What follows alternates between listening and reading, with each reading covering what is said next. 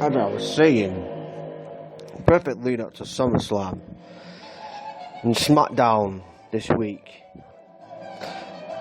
As I'm watching Lucha Underground 3, I haven't watched Lucha Underground in a while. Actually, it used to be my favourite wrestling programme. I just haven't been in touch. I haven't had time to be watching Lucha Underground, but I absolutely love how it's shot, how it's presented, the wrestlers on it. My favourite style of wrestling is Lucha Libre. You know, the style, I just love the masks, I love... You know, they have a great star-studded roster, great commentary with Vampiro and Striker. And it's an hour, but it's an hour action-packed. I've loved it since it came on its first series. I didn't know that Prince Puma was, Ricochet or something. Ricochet, a great wrestler. But it's got some great star-studded roster, and they've brought in some more, like Mil Mortez. Mil Mortez, Mariondo, added Rey Mysterio, Alberto Patron. He was there, he went back to WWE. Is he there now? I'll find out. It's got Luke Cage, and you got the nice, beautiful presenter that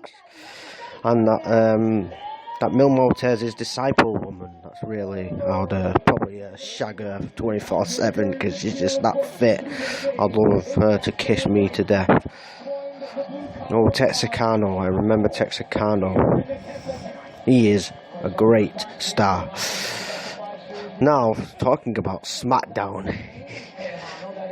Yeah, she got the Extreme Rules coming up.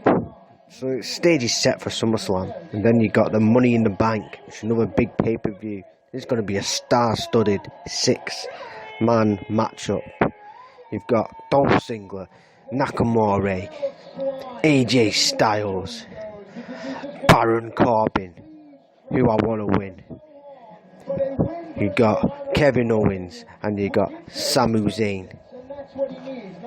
Not the terrorist, not the government. Sami Zayn, who got hanged and banged and shagged and ragged and fagged. There's a story about Sami Zayn actually, the robbery that happened. Someone pretended to be one related to him and managed to steal some gold out of the Bank of Iraq. Some American or US dollars, gold US dollars. It was like one of the biggest robberies in history. He pretended to be Saddam Hussein's relatives. Should watch a documentary about that.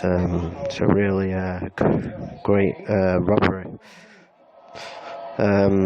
Greatest robbery, I think, was the Russians' robbery with the credit card thing. The codes they used to hack into cash machines in various banks throughout the world, and their identity is unknown, and they stole billions, and they haven't been caught. So they're probably the most successful ones, and they just did it sitting at home on a computer. So why would you take the time to be a fucking troll when you could be taking the time to do what these Russian guys are doing? Robbing the banks that are robbing us. Because that's what they were doing. They worked very hard with the coding and basically stole and fixed cash machines and made billions off it. And they're laughing. Anyway, back to the wrestling part. AJ Styles versus Dolph Ziggler on SmackDown. That was a great match as well. What a comparison match of the week. Do you think it's Roman Reigns versus Seth or AJ Styles versus Dolph? I gotta say I was surprised with the finish. Dolph Ziggler going over on AJ. I think it was a great wrestling match, great high spots on it. Still think that Reigns and Seth had the best match. And I think Raw was the better show this week, even though SmackDown was a great show. I really want Baron Corbin to succeed because he's just, I like his character, because he's like me. He's a lone wolf. He's keeps it to himself. He don't give a fuck about anyone else. He's just him, and anyone gets in his way, he's gonna get destroyed. I like his attitude, and that's like who he is. And got a couple of things in common with him, because I hate people, so he hates people.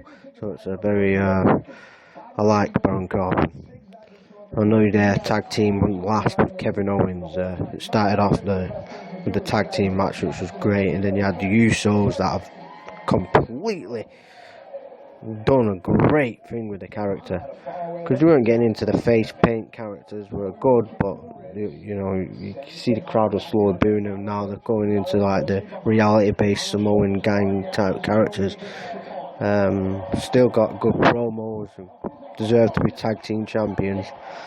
There's a good tag team division in SmackDown. And then you had New Day come out, so promoted another great match for Money in the Bank, because Big E always makes me laugh the most out of New Day with that penitentiary joke that he did. Them versus Usos at Money in the Bank is going to be a great tag match, but the Money in the Bank match is going to be I want AJ Styles to win, because I think he deserves to be the champion. And Jinder Mahal, personally I hate him, and to be honest, it is good for WWE to have that type of heel, because people really do hate him, and there's been a while since there's been a heel that someone actually really fucking hates, that you want to see get their ass fucking kicked. John Cena, you want to see that all the time, but he's never been a heel, has he? I mean, you take it back to the Triple H days with, if you look on YouTube with Triple H, that's a proper heel. When he turned on Austin, the eeriness of it, your hair on the back of your neck goes up. And that episode, check it out, an episode of Raw. Triple H basically joking with Mick Foley, and Austin thinks it's The Rock who's the mastermind behind running over him, ordering Rikishi in his car. Basically, Triple H always was that suspect, but kind of reared away. Everyone thought it was The Rock. And then Triple H gets in Austin's face as he's joking, getting ready for a DX match, saying, DT Austin, don't trust anybody. And if you're watching that live, you don't know what that means at the time. But you can just see in his face he's standing next to the perpetrator. Then, earlier in the show, you think it might be Vince, because Vince opens up the show. You might think it's Vince McMahon that's done it, because he's always had it in for Austin. They had that rivalry. We're going into more the Triple H and Austin rivalry before Austin got his neck surgery. So basically they had that handicap match. The Rock got ambushed, so people less believed it was The Rock, really. So in this handicap match, Triple H comes out, and people were just thinking, oh, Triple H is coming out to help Austin. And obviously Triple H has been the meanest heel for like a year since Austin left. He just recently become a babyface, kind of past few weeks. So they're thinking he's coming to help Austin. Sledgehammer's in the ring. Once he throws Kurt Angle out, Rikishi's out of the way. Got a sledgehammer, you're thinking, oh, what? And then boom. And you can see that look on Triple H's face, that evil look that he has. And the hair on your back starts going up like, what the fuck has just happened here? And then gets the gloves on and starts pounding the bloody Austin on the floor. And ordering Rikishi, giving orders to Rikishi, and then gets in Austin's face and said, your search is over. Now you know, you dumb son of a bitch. And then you're back on my neck stuck up. was Triple H was the mastermind all along. It was the game, Austin. All them tricks in the past couple of weeks leading up to it. The car luring Austin away to chase him so JR could get beaten up. Rikishi luring Austin to the ring just for him to get hit with a pipe. And you know who really was behind the door? It was the game. When Austin was on the phone backstage, a big crate dropped from the roof. Who was that, eh? It was the game. And that promo that he cut on SmackDown was a legendary heel promo, and that's an evil heel, and you wanted to see Triple H get fucking killed in that match at Survivor Series with Austin, and that's what I'm talking about real ill. That's why Triple H was the best heel that ever was in 2000 and early 2001. And in late 99, Triple H was the number one heel wrestler. Vince McMahon was the number one heel. Triple H was the number one heel wrestler of all time, in my opinion. And we haven't had such a heel since Triple H. Really. We've had like Randy Orton and other ones that have come close, but not as like Triple H. You know, really heel that you want to hate. You want to see him get dropped from a forklift down to the ground, which was so relieving for me when I saw it. And a lot of people underestimate that rivalry with Austin and Triple H. I love that rivalry. I love that time. That was my favourite period in wrestling, to be honest, was with the Vince and Trish angle, then the Triple H Austin angle, and Undertaker. Kurt Angle being champion, Undertaker and Kane, the Brothers of Destruction, then the Austin Rock leading up to WrestleMania 17. I think that was, the biggest part from 2000 to early 2001, my favourite era in wrestling. So, but I still like wrestling, I still watch it. You gotta say, the selling's been great this week, and two of them, you gotta think, two of them, AJ Styles and Dolph Ziggler, you're expecting a great match, because I was expecting that. It was a great match. It didn't last as long as you thought it would, but the moves were there, the selling was there. The pace wasn't too quick, as people would have expected. The pace would be quick. There'd be a lot of high spots. There was high spots, but there was time for selling as well. And it was quite a shock at the end when AJ Styles went for the phenomenal forearm, got caught up in the rope, and Ziggler comes in with a super kick. Boom! AJ Styles is out. That was a big surprise. As far as Randy Orton goes, I actually do hope he wins the title in his hometown. That'll go to his legacy, because you want to see Jinder Mahal fail. I think everyone does. So, covered UFC and WWE.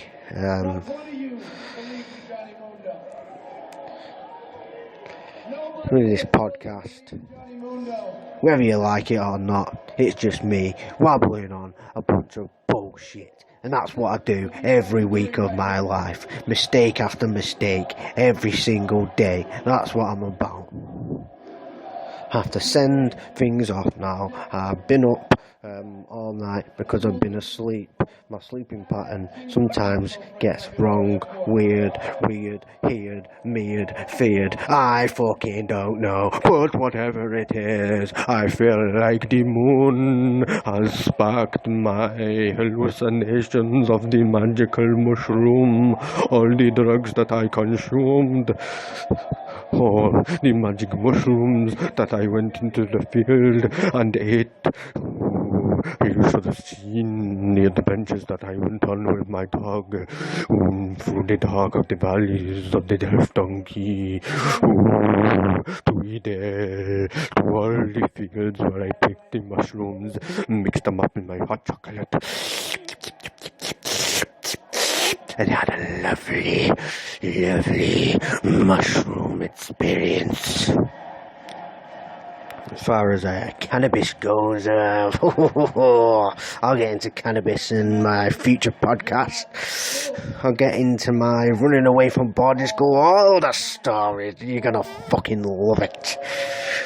You know, all the stories of me running away from boarding school and everything else. You're gonna hear it all from who's the best, and that's me. And I had done a mini production movie about Jimmy B in a luchador mask robbing a post office. So that's gonna be on SFS4 Productions broadcast. Anyway, I'm through with the podcast for this week. I hope you've enjoyed it. It's the O.G to the E, SFS for life. And that's the way it's going. Okay, now fuck off. Especially the man is going to believe that.